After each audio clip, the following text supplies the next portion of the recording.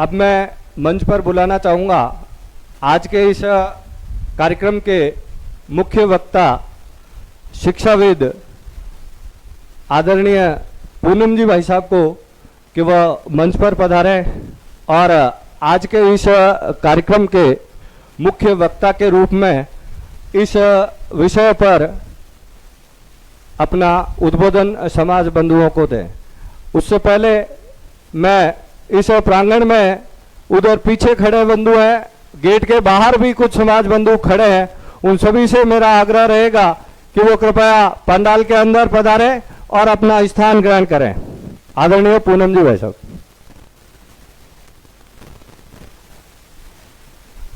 बोलिए विश्वकर्मा भगवान की। मैं अमृत काल का युवा हूँ। मैं नशा मुक्त संस्कार युक्त, मैं राष्ट्रभक्ति का गायक हूँ। मैं संस्कृति का संवाहक और सकल सृजन का नायक हूँ। मैं गीता, मैं रामायण, मैं ही वेद पुराण हूँ। मैं आगम, मैं त्रिपिटक, मैं तो सद्गुणों की खान हूँ। मैं अतीत, मैं वर्तमान, मैं ही भविष्य की आशा हूँ और सही अर्थों में मैं ही मानवता की परिभाषा हूँ। मैं नव संकल्प साकार करूँगा, युवा शक्ति का शंखनाद शक्ति सृजन कर नए समाज का निर्माण करूँगा। मैं विश्वकर्मा समाज का युवा हूँ। मैं जांगीर समाज का युवा हूँ। मैं सुथार समाज का युवा हूँ। मित्रों, ये जिस उद्देश्य के लिए आज कार्यक्रम का आयोजन किया गया है, दो तीन बातें बड़ी स्पष्ट रूप से इस पूरी जनसभा के माध्यम से जोधपुर की धरती से जयपुर में बैठने वाले लोगों और दिल्ली में खबर लेने वाले लोगों के बीच में पहुंचनी चाहिए। अन्यथा एक महीने से चलने वाला ये यज्ञ पूरा नहीं होगा। हम इकट्ठे तो होना सीख गए हैं। अब 20 साल पीछे हैं बाकी समाजों से, 20 ईयर्स, 20 साल पीछे हैं। लेकिन ये पहली बार मैं देख रहा हूं जोधपुर की धरती पर कि विपरीत परिस्थितियों में मेरे समाज के युवाओं के चेहरे पर जो चमक देख रहा हूं और जो संकल्प देख रहा हूं, वो आने वाले समय में ये संकल्प की सिद्धि होने वाली है। क्योंकि युवा संवाद का कार्यक्रम यहां पर हुआ था, उसका ये दूसरा चरण है युवा संकल्प। तो संवाद से संकल्प की ओर हम बढ़े हैं, लेकिन अब संकल्प से सिद्धि प्राप्त करने का काम युवा समाज का है। विमल जी आसदेव ने बताया था कि दो बातों पर जो विचार व्यक्त करने के लिए, सुनने के लिए आज श्रोता यहां पर उपस्थित हुए हैं। हम बड़े सौभाग्यशाली हैं बंधुओं कि भारत की धरती पर हमने जन्म लिया है, दुनिया का एकमात्र देश ऐसा जिसको हम मां कह करके पुकारते हैं। सनातन कुल में हम पैदा हुए हैं और विश्वकर्मा जी के हम वंशज हैं, the first architect of the world. उनकी हम संतान हैं और इसलिए मेरा समाज मेरा गौरव, मेरा समाज मेरा स्वाभिमान। क्यों मैं नीचा सिर करके चलूं? उस महान परंपरा का मैं संवाहक हूं। बस मैं कई बार देखता हूं कि मेरा समाज बहुत ज्यादा सभ्य समाज हो गया है, नाक की सीध में चलता है बस मेरा युवा। इधर उधर देखने की कोशिश पिछले 20 वर्षों में की नहीं, और इसलिए आज 2023 तक हमको जो प्राप्त होना चाहिए था वो हुआ नहीं। अब मेरे समाज ने करवट बदलनी शुरू की है। जरा खिड़की खोल करके देखने दो मुझे कि मेरा समाज, अब विश्वकर्मा समाज करवट बदल रहा है। और ये करवट बदलता हुआ मेरा समाज जब उठ करके खड़ा होगा तो राजस्थान की विधानसभा में आप में से ही किसी न किसी की आवाज जरूर गूंजेगी। मित्रों, ये जो समाज है ये कुछ लोगों का समूह नहीं होता है, साथ रहने वालों को समाज नहीं कहते हैं। एक परंपरा, एक निष्ठा, एक ध्येय, सुख दुख में काम आने वाले लोग ये जब मिलते हैं उसको समाज कहते हैं। और ये समाज के पदाधिकारी समाज नहीं होते, समाज आप लोग हैं। आप लोगों के कारण समाज के पदाधिकारी जिन पदों पर बैठते हैं वे हमारा प्रतिबिंब हैं, समाज हम हैं। और इसलिए समाज कैसा होना चाहिए, ये जैसे हम होंगे वैसा समाज बनेगा। ये नवसंकल्प या शंखनाद ये शब्द नहीं है। मैं आपसे एक बात पूछना चाहता हूं, क्या अगर हम संकल्पों की बात करें, बड़े बड़े संकल्पों को छोड़ दीजिए, महाराज जी भी कह रहे थे, बड़े बड़े संकल्पों को छोड़ दीजिए, व्यक्तिगत छोटे छोटे संकल्प लीजिए। मित्रों, मैं छोटा संकल्प लेकर के अपने जीवन में क्या परिवर्तन लाऊंगा? समाज के पदाधिकारी गण जब नशा करेंगे तो अपने समाज को वो क्या मैसेज देंगे?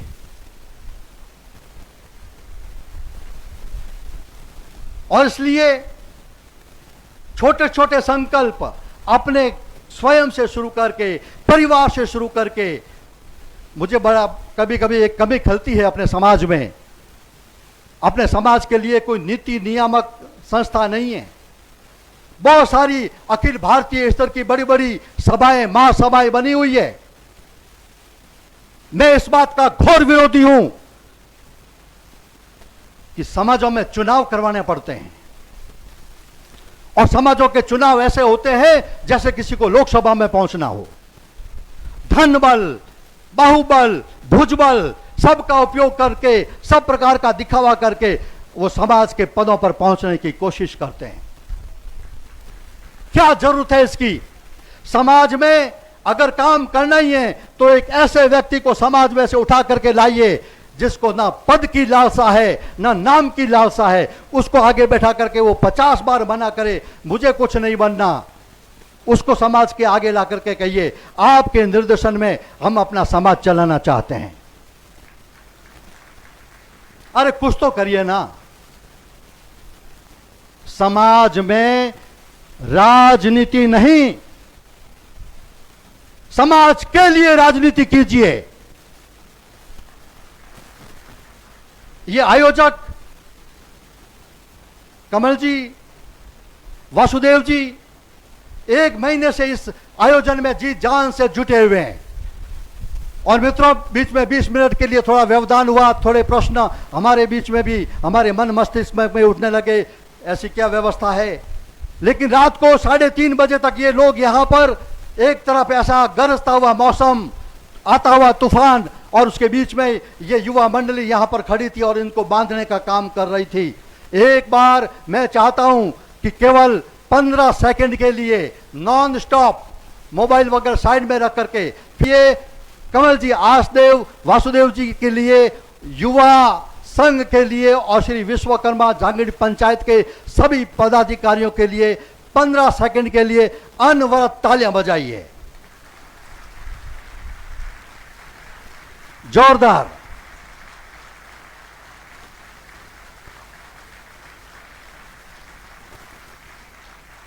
बहुत बहुत धन्यवाद आपका। और कमल जी, मैं आपसे बस एक बात कहना चाहता हूं कि ये जो शुभारंभ यहां पर हुआ है ये अंत नहीं है, ये शंखनाद है और शंखनाद से शुभारंभ होता है। और ये शुभारंभ है समाज के परिवर्तन का, समाज की जागृति का। आने वाले वर्षों में, और मैं ये कहूंगा आने वाले वर्षों में, क्यों, ये 2023 और आने वाला 2024, 2, 4, 5, 6 महीने में क्यों नहीं हम में से ही, अब बातें करना छोड़ दो मित्रों, अब वो समाज बनो जो आवश्यकता पड़ने पर घर से बाहर निकले, हजारों की संख्या में बाहर निकले और राजनीतिक दल के लोग आकर के पूछे, बाहर क्यों निकले हो, क्या चाहिए आपको? राजनीतिक दलों के सामने अब गिड़गिड़ाने का समय चला गया। हमें वो चाहिए, हमें वो चाहिए। श्री विश्वकर्मा शिल्प कल्याण बोर्ड का गठन राजस्थान में अभी नहीं हो सकता तो कब हो सकता है? केएल जहांगीर साहब,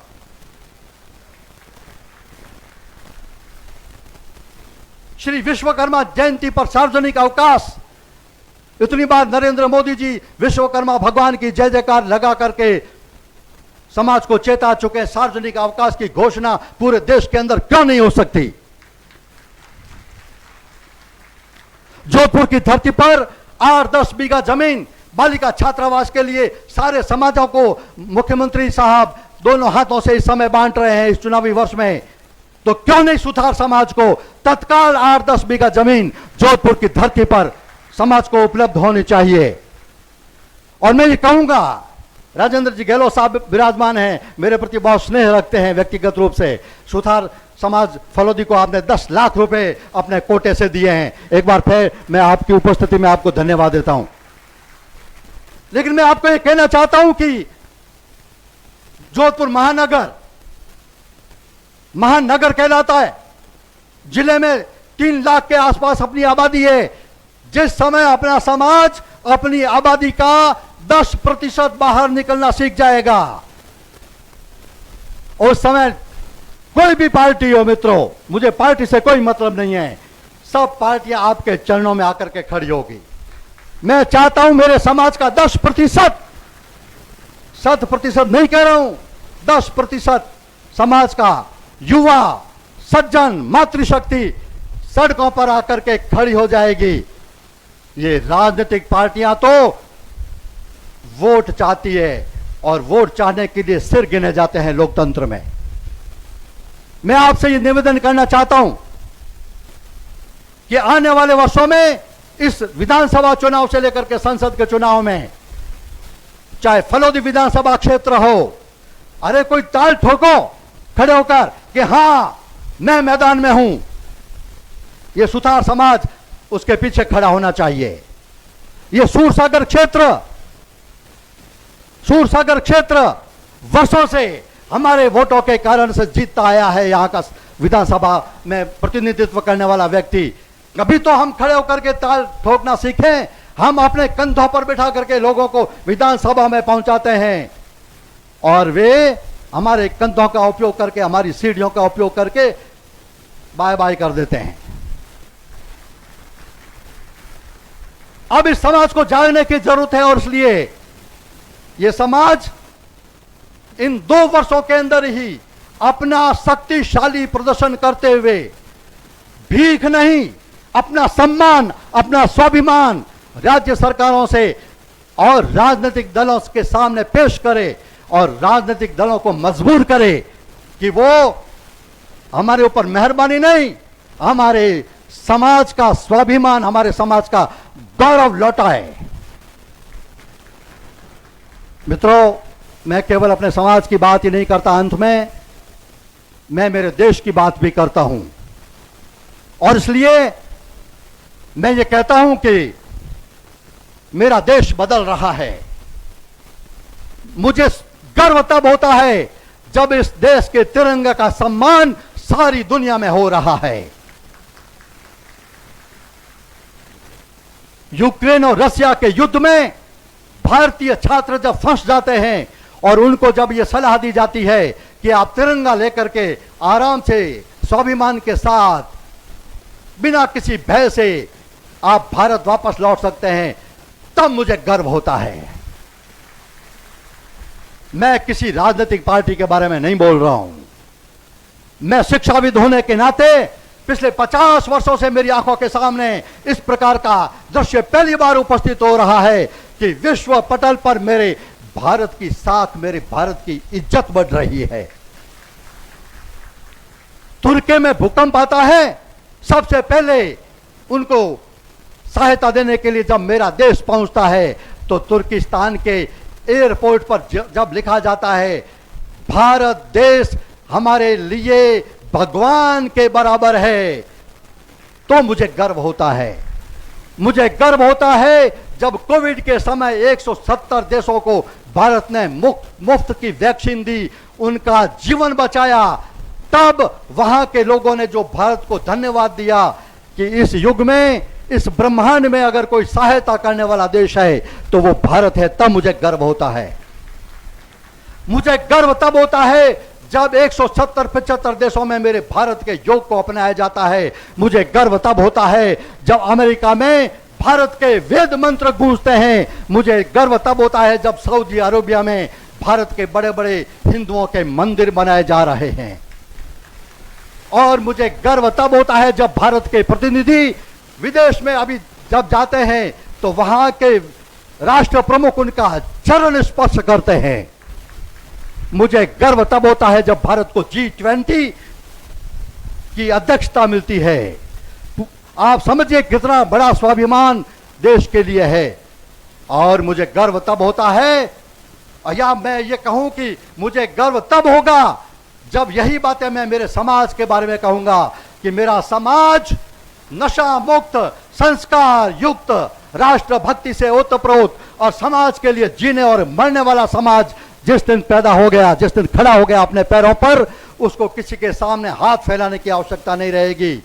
मित्रों, ये आयोजन केवल उसकी शुरुआत है और आने वाले 8-10 महीनों के अंदर आप इसका परिणाम देखेंगे। और ये परिणाम ये होगा कि राजस्थान की विधानसभा में हमारी आवाज गूंजेगी। राज्यसभा में सांसद के रूप में राजेंद्र जी गहलोत साहब हमारे जोधपुर के आवाज हैं और हमारे समाज के प्रति आपका विशेष लगाव है।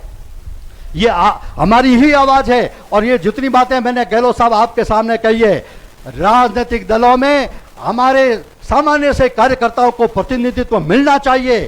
सामाजिक आपकी राजनीतिक संगठन की पार्टियों में, संगठन में हमारे लोगों को प्रतिनिधित्व मिलना चाहिए। केवल टिकट देने से मैं एक बार कभी कभी घबराता हूं। मित्रों, अभी मैं बस खत्म कर रहा हूं। कमल जी, 1 मिनट।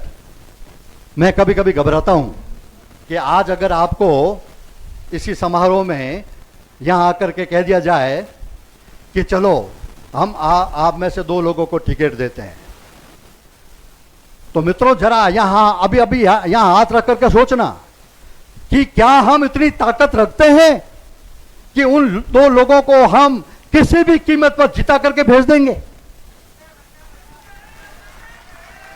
लगता है? रखते हैं ना ताकत? ये लगता है? दोनों हाथ ऊपर करके एक बार आदरणीय एमपी साहब को दिखा दे समाज की ताकत। क्या ये अगर ऐसी परिस्थिति आती है तो समाज ये ताकत 3-4 नहीं, आप अगर 10 भी देंगे तो हम सबको जिता कर लाएंगे, ऐसा आश्वासन समाज की तरफ से। समाज बंधु उपस्थित दोनों हाथ ऊपर करके भारत माता की जय के साथ बता, भारत माता की। मैं कहूंगा यही समय है। आप बोलिए सही समय है, यही समय है। आवाज नहीं आई। कन्हैया जी देख रहे हैं कि इस आवाज से काम नहीं चलने वाला। बहुत वर्षों से आप भी जो है ना इस क्षेत्र में समाज का नेतृत्व कर रहे हैं, लेकिन आप पीछे मुड़ करके देखिए, अब ये समाज बदला हुआ समाज है, ये 2023 का समाज है। और मैं कहूंगा यही समय है, सही समय है, यही समय है, सही समय है। बस इस सही समय को पहचानिए और इस बदलते हुए समाज को, बदलते हुए परिवेश को अपने अनुरूप ढालिए। बहुत बहुत धन्यवाद आपका। और मित्रों, अंत में मैं मेरे युवा साथियों से कहना चाहता हूं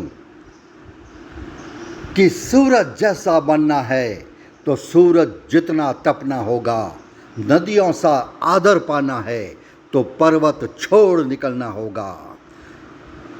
अरे हम तो विश्वकर्मा की संतानें हैं, क्यों सोचे मार्ग सरल होगा।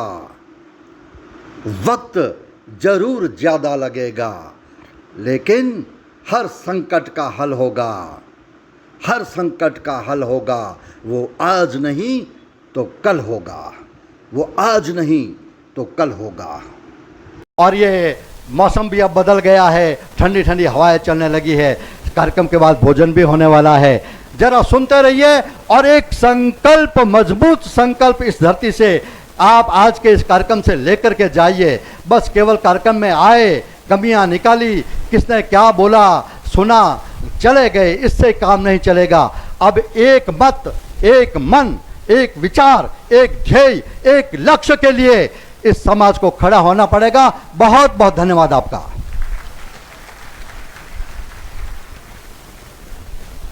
धन्यवाद।